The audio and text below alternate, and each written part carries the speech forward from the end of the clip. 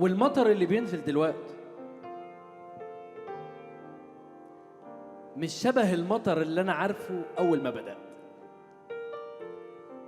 المطر اللي بينزل دلوقتي مش شبه المطر اللي أنا عارفه أول ما بدأت. الشارع مش هو الشارع، مش بس عشان طلعت عمارات، إنما علشان ماتت حضارات، ماتت نظرات كانت على حق، ضاعت سلامات مخلوطة بأحلام ومحاولات. والأمر الواقع بقى مش أكتر من اسمه، الأمر الواقع. الواحد بيعاين جسمه زي ما بيفتش محفظته،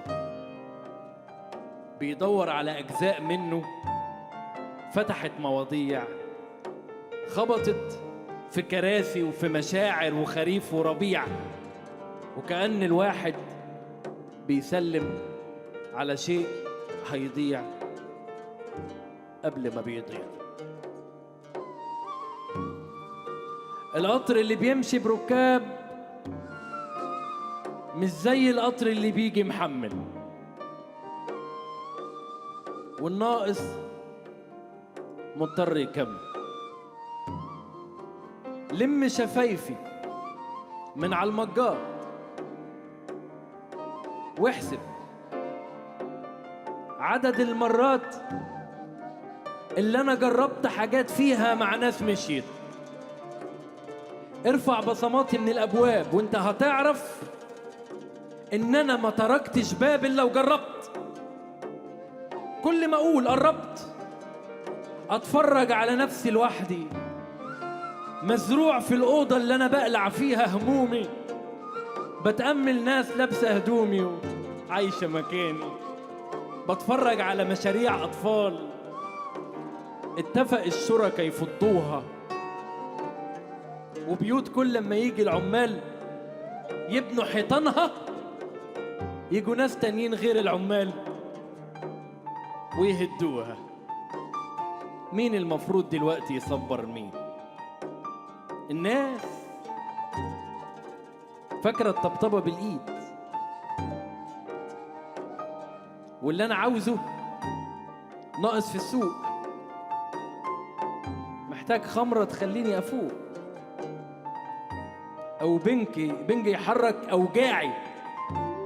إنما برجع أوقات وبقول ملهاش داعي، الناس فيها اللي مكفيها، مش هتسول شلة أصحاب يطلبوا مشاريب وامشي آخرهم، ولا ناوي أعكر صفو حاجات بحاجات غيرهم. يكفيني أشيل برج إداري وأغرس شجرة، أرفع عمدان من مطرحها وأزرع أهلي، أتبع خطوات على السجادة وابني مكانها معارف السابقين. مين المفروض دلوقتي يصبر مين؟ الناس في الشارع ماشية بناس مش حابينهم، عايشين في أماكن مش منهم، واللي مصدق في الناس دلوقتي بكرة يدينهم. إنما برجع أوقات وبقول أنانية إن أنا أفكر بس في نفسي، أنانية إن أنا أفكر بس في نفسي. لو كنت نجحت في كل اللي أنا دبرته زمان كنت هشرد 20 أسرة. همنع رزق عن السينمات وكشاك الورد، همنع أطفال يجوا العالم من باب غلطي، وأقطع بخيالي اللي أنا مملكش سواه. هفصل بين إيد واحد ماشي وبين الإيد اللي بتمشي معاه.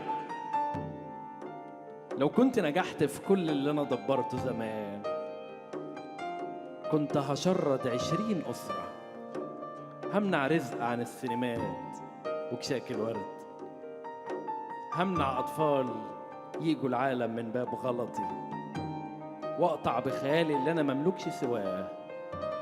هفصل بين إيد واحد ماشي وبين الإيد اللي بتمشي معاه، وكأن المخرج مختارني أسلم لبديل. شغال عند الحظ مجرد مندوب توصيل. عقلي يقول لي بإيديك قررت، ومفيش حاجة اسمها مش عاوز بعد ما اخترت. اتفرج على فيلمك بحياد. قلبي يقول لي لو كنت في يوم ما زعلت هديت، لو كنت في يوم ما وقفت مشيت، لو كنت نسيت